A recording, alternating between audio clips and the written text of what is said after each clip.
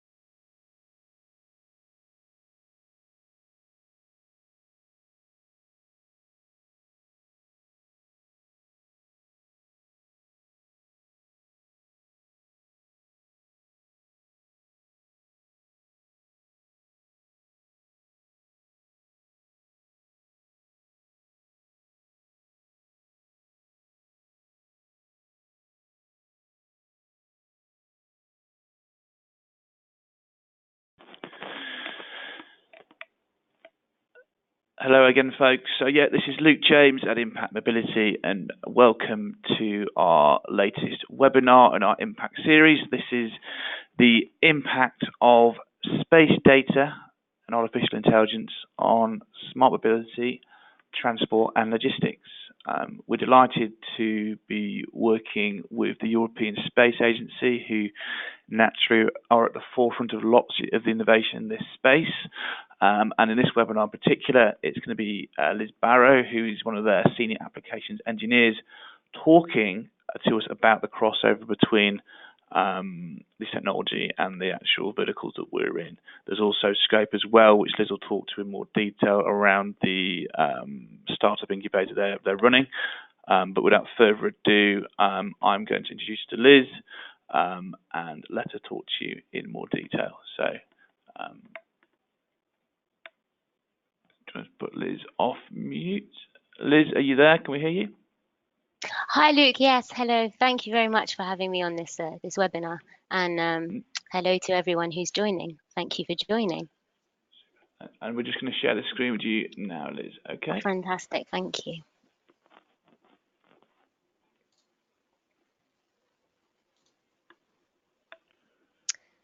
Okay, so you should hopefully be able to see the PowerPoint now. Is that okay? We can see that. If you wanted to make that go into full view. Sure, absolutely. Okay. There you go. You're good. Over to you, Liz. Fantastic. Thanks very much, Luke. Yeah, so hello, everyone. As Luke mentioned, my name is Liz Barrow, and I work in the European Space Agency for a department called Business Applications. My email is on this screen alongside one of my colleagues, Davide Coppola, because we have worked very hard on an AI initiative within the European Space Agency, which I'm really excited to tell you more about today. So just to give you a bit of background for those of you who haven't heard much about the European Space Agency, or ESA as it's known, we're an organization made up of 22 member states based in Europe. We have facilities around Europe. I'm based in Oxford, but we have the largest base in the Netherlands. We're headquartered in Paris, and we have other sites in Europe. Our budget in 2017 was 5.75 billion, and over 50 years of existence, we've designed, tested, and operated 80 satellites in flight. So there are lots of different sections in the European Space Agency. It's involved in it's almost involved in almost every area of space, but today's webinar zooms into that top right-hand corner, so applications. That's the department that I work in, and we essentially support the development of services that use data from existing space assets and try and create Earth-based services using satellite data. So here's a kind of overview of what we do. We support the development of services that use an element of space technology. And when we say space technology, we're normally talking about satellite imagery, weather data, GPS, SATCOM technology, and apply it to a sector on Earth. So for example, we could support a business that would be looking at using satellite imagery to help farmers know how much fertilizer to put on their soil. We could support an idea that was looking at using GPS to create seamless transport in cities, and so on. So you can see it's a really, really huge scope. And when we look at space technologies, we're also looking at upcoming Earth-based technology. So for example, machine learning, AI, virtual and augmented reality, and so on. I've included on this slide the link to our web pages. So it's business.esa.in if you're interested in hearing more after the webinar. So you can see a whole range of portfolios of our past projects. The way we support the development of these services is by running feasibility studies and demonstration projects. Demonstration projects are essentially pilot projects. We support companies, research institutions, organizations, universities, businesses, by these four things, in these four ways. So firstly, we provide zero equity funding of between 60,000 euros to around about 3 million euros to run these feasibility studies or demonstration projects. Once you start working with ESA, you're not really alone because every activity has a dedicated person within ESA to help them go through the process. We have a massive network and partners in many different industries. We also run events, for example, pitch forums where we invite our most promising projects to pitch their idea to investors to try and help them become more sustainable services. And the last point is quite important for new ideas or smaller companies is the support of the ESA brand. So we've seen that the ESA stamp of approval kind of helps to open doors and adds an element of credibility to a service or idea. So I thought at this stage it might be a good idea to give you some examples of services that we've helped to develop. So I've got some example projects that are especially looking at mobility, transport and logistics, just to give you more of an idea of how space applications or how space data can add value to these services. So this is the first example. It's a project called Samalosa. And this service deals with the transportation of goods that need to be kept in specific conditions. So maybe dangerous goods or pharmaceutical goods. And how this service works is essentially that rail tanks or containers have got sensors placed inside them to monitor conditions. So when I say conditions, I'm talking about temperature, pressure, humidity, that kind of thing. So if we take the example of pharmaceutical goods, which should be transported in a cool, dry environment, if there was a sudden spike in the temperature or humidity, the sensors would send an alert via satellite communications straight away with the location of the rail tank car or container. So this service uses GPS, which is a satellite technology, as well as satellite communication. And the benefit that the satellite communication element is giving here is that the communications are available in remote locations when terrestrial coverage is not available. I've included the links to all these projects if you want to hear more about them. So this is the first one. This second one, UTrack, is another service which aims to improve traffic forecasting tools and advanced traffic management systems. This service uses Earth observation data to monitor air quality and weather, and it uses this data to optimize traffic signaling timings for improved air quality and airflow. At the moment, it's being used in Leicester, so in the Leicester traffic control. Commercialization is underway in Dubai and discussions are ongoing with TfL, so Travel for London. It's really important to actually note here that when we're talking about developing services, what we really value is kind of work with the end users. So we don't want our services or technologies to be developed without a customer willing to use the service, or without users who are willing to test and provide feedback in the demonstration project phase. We want there to be a real collaboration with end users so that it's fulfilling a user need. Next project example is PIMSIS. This is quite interesting because in Europe, almost half of all failures in high pressure gas transmission pipelines are caused by excavations, construction works, or deep ploughing. So operators react to this and try and prevent those failures by doing aerial surveys from helicopters. And they have to do this along the entire pipeline route at least every 3 weeks.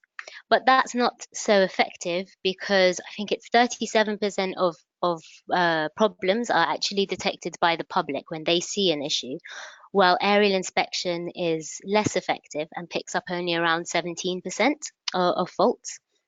So Orbital Eye, which is the company running this project, they're aiming to improve that detection rate by developing this service. The service uses radar imagery from satellites along with machine learning technology to monitor these pipelines. And what the service does is detect the slightest ground movements, and it then alerts pipeline operators to a suspicious event. The field personnel, so the people who would go and detect this issue, would use a tablet app to help them to locate the problem. So that again is using GPS to help them locate the issue.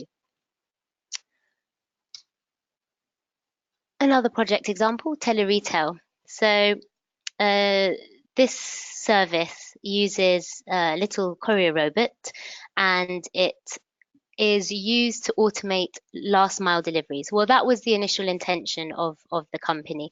They wanted to help deliveries in that final stage. The robots are self-driving, so satellite navigation, GPS, GNSS is used for tracking, and nanosat images are used for updating maps in almost real time. So as I said, it was initially meant to be for last mile delivery, but teleretail has pivoted a little bit because they've been collaborating with ThyssenKrupp, which is a German engineering company. And actually, ThyssenKrupp Elevator is one of the world's leading elevator companies. They were very interested in the robot in the US and are now testing this robot to make elevator maintenance in cities quicker and more efficient. Another example project is dammings, which it's kind of the clue is in the name, but it's a dam monitoring service, and that can be used to detect changes in dams, bridges, anything really facing the outside. It uses Earth observation satellites to monitor surface deformation, and it can really detect it up to very, very precise accuracy of 2 millimeters. So it can see whether the surface is rising or falling within 2 millimeters. Satellite navigation is used to monitor 3D motion of the infrastructure, and that's done using a series of monitoring points. Thermsat, so that's had a little bit of coverage in some UK magazines and news articles because it's done in collaboration with E.ON. So this is a satellite that uses satellite data to determine areas that are lacking in thermal efficiency and air quality. And the aim of this service is to help local authorities to see where improvements are needed the most. And the ultimate aim is to tackle issues relating to housing conditions, insulation, and air quality. And Savant, this is actually a running demonstration project. This team are using computer vision techniques and satellite imagery to monitor mining activity from space. They're actually also launching this Vivid Eye constellation, which will provide imaging and actually color video satellites of the locations of these mining sites. At the moment, because they're still running this pilot, they are monitoring 100 copper smelters, and what they're doing is using Earth observation data to check thermal signatures to see how well mines are operating. They're actually using this to help commodity traders, and so they're providing unique insights into copper supply chains, which commodity traders would struggle to have in another way. So I hope that's given a bit of an idea of the kind of projects that we run and what we mean by satellite applications. And it shows how GPS, Earth observation, SATCOM and SATNAV can actually be used and to help different industries on Earth. There are a few indicators that show how this kind of market is increasing and how the increase in that market is providing new opportunities for satellite applications. So we've got some interesting figures here. As you can see, between 2007 and 2016, there were 890 small sat markets by application, so launches. This is expected to increase to 6,214, which is absolutely monumental. So this increase in the number of Earth observation satellites and satellite communication mega constellations will support the development of satellite applications, mainly because it will lead to four things. So the first and very, very important thing is that this will mean total coverage around the globe. The second is that there will be high speed connectivity. So these satellite communication mega constellations are going to be operating in low Earth orbit. And so that will mean very high speed connectivity, almost equivalent to fiber optic networks. It will also mean increased volume in the amount of data offered, and very importantly, low latency. So we're talking about two-way reduced latency, which is excellent. So this is just one kind of example of a trend that's supporting satellite applications. But we've done a bit of brainstorming, and we can see that there are many technological drivers, and we can see that connected to these tech drivers, space assets are instrumental. So from the top on the left, we can see that more and more there's availability of accurate navigation and location-based services. As mentioned, we've got mega constellation networks of communication satellites in low Earth orbit, and that's leading to total coverage, high-speed connectivity, low latency, and increased volume of data that's transferable. We've got accurate and constantly updated maps, especially that will increase with the number of Earth observation satellites that are to be launched. We have machine learning, all these buzzwords, deep learning, and very advanced image recognition models, which will reduce the need for human input. We've got the upcoming trends of vehicle-to-vehicle and vehicle-to-everything communication, and real-time information exchanges. Now, these are all connected to space or satellite assets because we've got GNSS, which is satellite navigation for tracking, real-time trip planning and decision support. We've got SATCOMs to ensure connectivity amongst every system element. We've got Earth observation imagery like weather, air quality data, and that can help with route optimization. And then we've got the element of crowdsourcing. For crowdsourcing, you need to know where they are. So that's GPS. So all of these trends lead to an enabling development in autonomous vehicles and seamless transport. And we think that's very encouraging. which brings me on to this specific opportunity that we have at the moment. It's AI for infrastructure opportunity, and we call it a Kickstart opportunity. So this is more about it. We are offering technical support and funding to companies that are developing innovative and commercial products and services that use artificial intelligence and space technology. It's a massive topic, and if you want to hear more about it, I've also included the web page here. So it's on our business.esa.int page, and it's an artificial intelligence kickstart. So when we thought about the topic of artificial intelligence, we had many different ideas for how AI and space data could be connected. So we looked at retail, and we thought that understanding customer behavior is so important in retail, but the data sets on customer journeys and shopping experiences are often so massive that companies struggle to analyze the information sufficiently. And we thought, okay, AI can help with that. We looked at electric utilities, and with electric utilities, it's all about matching supply to demand. So it's all about trying to avoid overload and power cuts. And we thought, right, satellite data and AI can help to balance the grid by improving forecasts or rerouting when it seems to be an issue. We also looked at manufacturing, transport, and logistics. So AI-based systems are already used widely in smart manufacturing systems, and that's completely understood inside warehouses. But we saw an opportunity for this to add value in offshore manufacturing and logistics, for example, by using precise positioning to automate ship docking. And we also saw potential with aviation, for example, using AI and mapping for flight routing and optimizing fuel consumption. With healthcare, we looked into healthcare.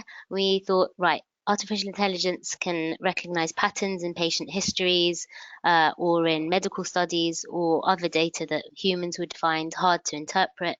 And AI could therefore be used to predict public health threats like the spread of an epidemic and to identify most at-risk patients.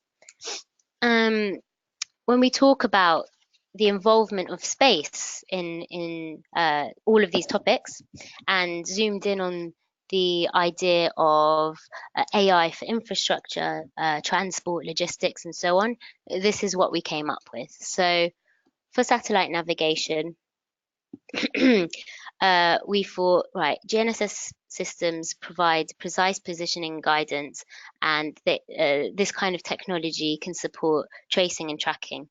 That would lead to improved logistics. You could geotag in situ data. You could optimize routes, and this can happen for most of the sectors. We call them terrestrial verticals that were mentioned earlier. So there's a huge potential there. GNSS also provides geolocalization for social media, so Facebook, Twitter, and internet data. So that can be used as an input for AI-based models. When we talked about Earth observation, we thought that satellite imagery could be used to monitor urban areas, to detect traffic, and that would help urban planners to improve routing or to distinguish vehicles near locations or map terrain features near power towers. Could also involve metadata that's obtained from Earth observation satellites, like wind speed, direction, humidity, and that helps when we're looking at renewable energy. That kind of data could also, so establishing weather patterns could also help with the application that we brainstormed in relation to aircraft and docks. So it could help to optimize fuel consumption on planes and the automation of docking ships. And finally, Earth observation data can provide contextual data, so presence of human activities or distribution of households, and that can be helped to detect energy theft. And finally, satellite communications. So SATCOM is essentially very, very helpful when there's no terrestrial network or when terrestrial networks haven't yet been built to enable reliable communications. Sorry, excuse me. It involves many data speeds, latency, and traffic needs, and can also help to support virtual reality technologies and Internet of Things and machine-to-machine communication. We also included UAVs or drone technology here for beyond line of sight applications.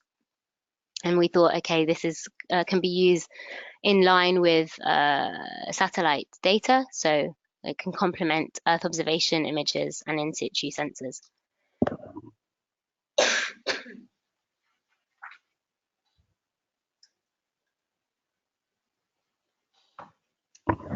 Excuse me, I just had to have a sip of water there. So about this AI Kickstart opportunity.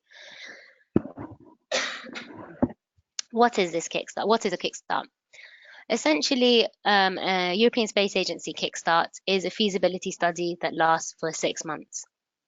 And the European Space Agency, in this case, will provide 60,000 euros of funding.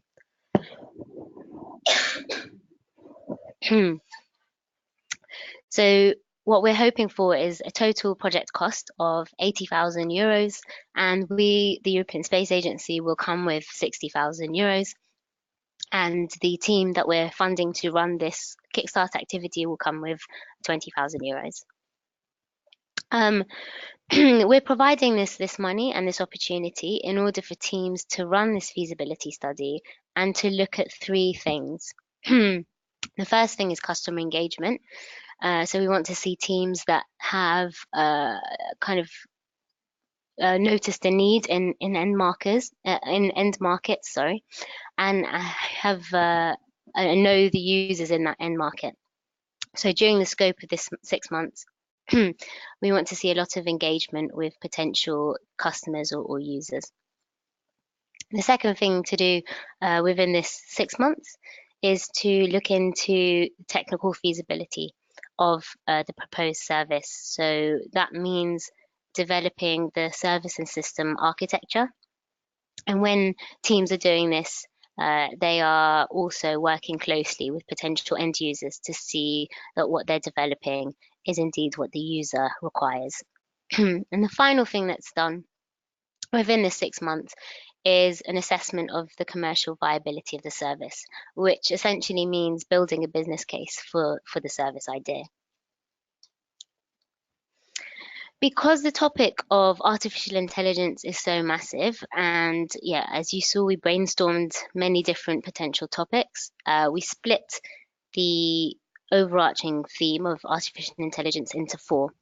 And these 4 themes have different proposal submission deadlines. The first theme looked at consumer goods, business and industrial services. And that opened and closed early this year. The second one, AI for social impact, is open at the moment. The opportunity is open at the moment, but it closes on Friday. The next one that's opening, and the main thing that I wanted to get across during this webinar, is the AI for infrastructure opportunity, which opens on the 2nd of September and closes on the 11th of October. So if there's any interest, if there are any ideas for how AI in space can be applied to infrastructure topic, the idea is that you should submit your proposal between the 2nd of September and the 11th of October. After this, we have a final sub-call called AI for Environment and Natural Resources, and that opens mid-October and is open until the end of November. So yeah, today we're talking about the AI for infrastructure. And when we talk about infrastructure, we're really covering a whole range of subtopics there. So electric utilities, manufacturing, transport and logistics, automotive and aviation applications, security and surveillance, and it's not limited to that. So if there's anything else that you'd consider as AI in space for infrastructure. We're happy to hear about it. So yeah, as mentioned, the intention is that if you have an idea and you are a company, an organization, a research institution, a university that comes from one of the participating member states, you can submit a proposal for your idea between the 2nd of September and the 11th of October 2019. And when we talk about participating member states, there are 22 that have subscribed to the European Space Agency and 19 that are involved in our program, so business applications. So essentially, if you're from Austria, Belgium, Czech Republic, Denmark, etc., you can actually apply for funding and for this opportunity with the European Space Agency. If you're not interested in applying and are instead maybe an industry, so a company who's operating in one of the sectors mentioned, so in the transport sector, and would be interested in perhaps testing one of the solutions being developed, or would be interested in hearing about the ideas that come from this artificial intelligence kickstart call, then please get in contact, because what we always try and do is connect the project teams that we're working with to potential users of the technology. That's something that we're always asking for. And as mentioned in the previous slide, that's our number one ask, is customer engagement. So what we're doing here is essentially, okay, trying to show that AI and space technology can work hand in hand for a whole range of sectors. We're trying to promote this opportunity to try and get really, really good ideas that the European Space Agency can fund. And we're trying to find users of the potential technology that can pop up from these calls. And so if you're interested in any one of those elements, please get in touch. So I've heard that this is being recorded, and I'm also very happy to share the PDF of these slides with Luke to distribute as well. So please also feel free, if you know any teams that aren't joining the webinar today that might be interested in this opportunity, feel free to distribute and tell them about it. And for those wishing to apply, you can visit the website for the full details, but the first step in the process is to register your team online on this website, so ESA Star. You can download the official documents from the 2nd of September, which is when this AI for infrastructure call opens. You create something called a bidder restricted area, which won't make sense at the moment, but once you're on ESA Star, it will. You can write your proposal, and step 5 is very important. So for companies or teams wishing to apply, you need to have a letter of authorization from your national delegation. So for any of the for each of the countries that are involved in business applications, the 19 that were mentioned here, there's a corresponding national delegate, and they will, you just need to get in contact with them and say, look, we're thinking about applying for this Kickstart opportunity. Can we have a letter of authorization? And they'll know what you're talking about. And the final thing is to submit your proposal by the 11th of October, and that's really the deadline, so it's better if you submit it sooner. When we talk about the proposal template should include these things. So it's a maximum of 20 pages, and what we're looking for is an explanation of the business potential, and that should show who your market is, who your intended users or customers are. Should explain the technical concept. So what element of artificial intelligence, what space elements are you considering using? There should be an introduction to the team, so who's running the Kickstart opportunity, an explanation of the management, and then more information on the financials. And then once you undertake a Kickstart activity, you're doing these three things in parallel. So you're engaging with end users, you are trying to establish whether the technology is feasible, and if so, you're defining the service and system architecture, and finally, you're building the business plan. This Kickstart is meant to be run very simply, so it's not meant to be a very heavy workload. And there are just three milestones over the 6 months. One at the start to kick off, one 3 months later as a midterm review to see how the team's getting on, and a final review 6 months after the kickoff. So it's a feasibility study that lasts 6 months, and you're doing these three things in parallel.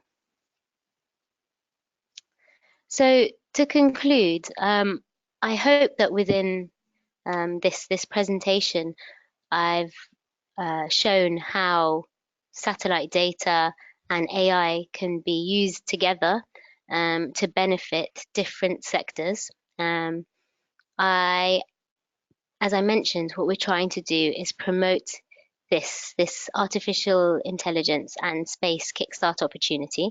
We're trying to spread the word about this upcoming opportunity, and hopefully that will drum up some very, very interesting proposals that we would be more than happy to support. We're trying to find interested users. So as I mentioned, we are a user-driven department. So what we're trying to start from is a need in the market that users need solving, and we will support services that use space data to solve that problem. So if you are a potentially interested user, please get in touch. And yes, apart from that, it was just about sharing the capabilities of satellite and AI applications. So we've got loads of projects that are running. I showed a selection of, I think, maybe 6, but we have a portfolio of 300 plus projects and studies. We want to keep supporting them, and we want to share the capabilities of space and hopefully get the creative ideas flowing. Apart from that, that's the end of the presentation. Thank you very much for listening.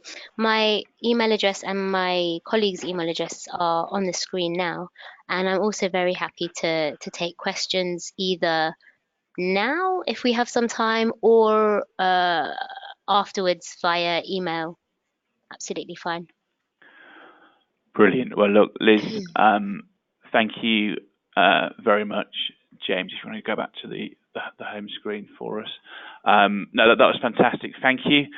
We've had a couple of people sort of asking as we go, can companies participate? I know you've spoken to that in some detail already. Just to reiterate, we will be sending this to all of you watching live and who registered who aren't with us currently, with the webinar recording and also details on how to apply and whatnot there. So if you have questions, it will come in an email after the webinar. There's one question, Liz, I think you sort of talked to this, but if you can maybe clarify. The question was, interested in applying, although my company is based in the US, but we have our customer base within the 19 member states. Would that work or not? Yeah, so unfortunately, because we're the European Space Agency, and because the funding has to be approved by what we call the national delegates, we can only provide funding to the 19 member states that have subscribed. One point to note is that in the past we have had companies in similar situations who open an office in one of the participating member states, and that is acceptable. Another point to mention there is that although we can only fund European companies, the services are not restricted to European countries. So if a service is relevant to an American market or to the Asia Pacific region, or so on. For example, we have a running project that's looking at detecting tsunamis, and they're working very closely with the Indonesian Space Agency, LAPAN. That's absolutely fine because it's a German company that sees a need in a market in the Asia Pacific region, and yeah, that's absolutely fine. But yeah, unfortunately, we can only provide funding to companies, organizations, research institutions, etc., from the 19 member states. Got you. Thank you for clarifying. So with regard to applications and whatnot, that will come across. We've got a couple of questions, Liz, which are sort of more in reference to some of the projects you sort of touched on. The first of which is when it comes to the GNSS data, who actually owns that? Is that the ESA or is that the vehicle owner? How does that work? And also from a sort of a privacy point of view, if you're able to talk. Okay. So this is actually a similar point to operating a service in another country. The data that is used within the feasibility study or demonstration project doesn't have to come from the European Space Agency. So, for example, you wouldn't have to use Copernicus or Sentinel data from the European Space Agency. You could use data from the Chinese Space Agency or from an American Space Agency. It doesn't have to be European space data. What you do, so when you develop a service using this data, the team themselves have the IP rights. So yeah, the ownership is with the team. It does not belong to the European Space Agency. What we're essentially, the purpose of our program is to support these European companies to develop services that we hope will be sustainable in the long term. And what we mean by sustainable is that after funding and support from the European Space Agency, there will be interest either from users or from investors to keep that service running. So we want to develop a service, make it operational, and then all we're really looking for is a positive socioeconomic impact.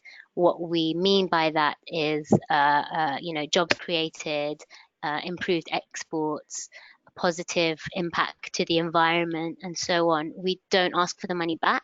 We don't have the IP. We just want to see kind of a positive impact. Got you. No, very clear, and thank you. We've got time for one more question, which is loosely on the same sort of page, which is how is the access to satellite coverage made available now? And then is there a possible coverage as a service program available? Okay, so this isn't business application. So it's to access the data, especially European Space Agency data, that would be through the Earth Observation Department, and a lot of the data is open source. And there are actually, you can make an application through the ESA website through Earth Observation Department. So on that second slide, I showed a bit of a patchwork of different departments in the European Space Agency, and Earth Observation is one section, and they deal with providing packages of data to companies. Got you. Very good. Okay, in which case, folks, we're going to wrap there. So thank you again to Liz. It's quite a long time to be talking straight forth. So thank you very much. As I say, there will be emails coming around to all of you with the recording in there and details of whatnot from what Liz has spoken to. So have a great afternoon or morning, wherever you may be, and any questions, come back to an email, and I'm happy to help. So goodbye for now, and speak soon. Cheers.